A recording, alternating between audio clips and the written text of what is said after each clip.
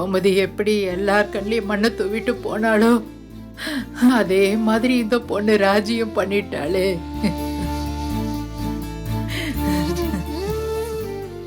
அப்படியே அத்தை புத்தியே அவளுக்கும் வந்துருச்சே. இந்த வீட்டுக்கும் பொம்பளை பிள்ளைங்களுக்கும் ராசியே இல்ல போல இருக்கே.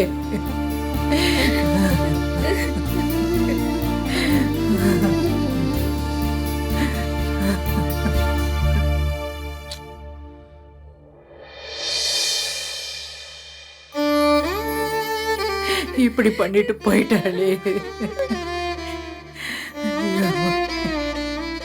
என் பிள்ளைங்க எப்படி தலை நிமிர்ந்து வாழ்வானுங்க.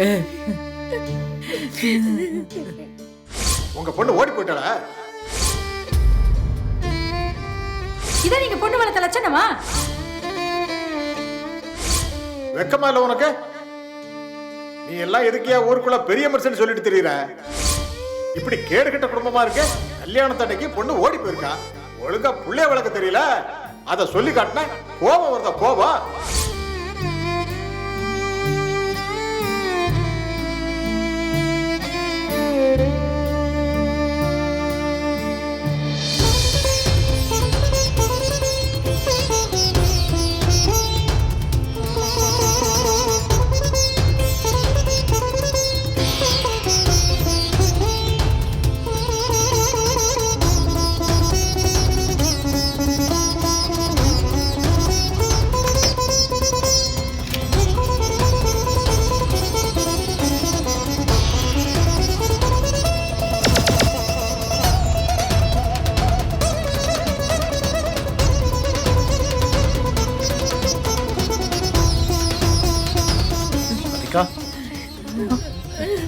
ராதிகா.